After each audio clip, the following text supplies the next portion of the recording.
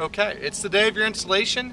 We're going to have a project manager come here with 5 different laborers, and we're going to need some decisions made by you with your input, with our guidance on making sure that we put the system in exactly in a way you like it and also a way that's feasible for us.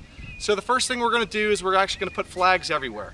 All throughout the property, they're going to be different colors, and that's going to represent the different zones, which means they'll go on at different it could be 15 minutes for the landscaping and 20 minutes for this section of the grass and 20 minutes for this section. So that's the first thing. They're going to put flags everywhere, and you're going to make sure you like the location of the flags, that you're not going to put plants in later that aren't there now, that everything is permanent once we installed it. It can be moved, but at a charge. Second thing we're going to look at is very, very important, the location of the valve box. So think of inside your house, all the ductwork going to one central location, and now you want to move that location.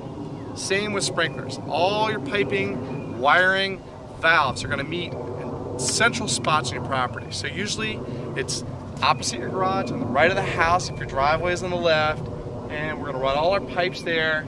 We want to put it in a spot really at the edge of your landscaping and grass where that meets. We want a place that's convenient for running all the pipes out.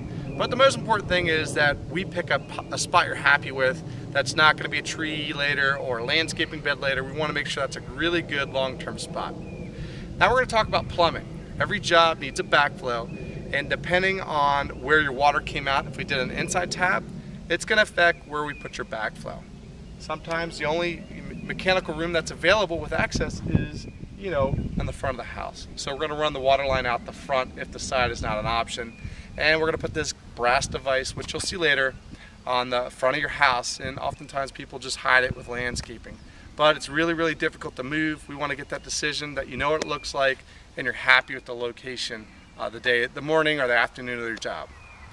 Now, most of our control boxes go in a garage. Not everyone has a garage. Sometimes it goes in the basement. It could go in a shed, but we want to pick up a good permanent long-term spot. This house, we put it in the garage. We're going to review where your options are in the garage, but we want to go over that right as we're setting up the job because that's important. The rain sensor is also, we're going to have to bring wire to that location, so we want to pick a spot you're happy with, that it's visibly appealing, it's not bothering you in that location, but once again it's got to also be a spot that is feasible for us to put it in. Other than that, we're going to go through the different stages with a little bit more detail, and we appreciate your assistance in making sure there's a smooth process without having unnecessary expenses involved. That's how we keep our prices very affordable.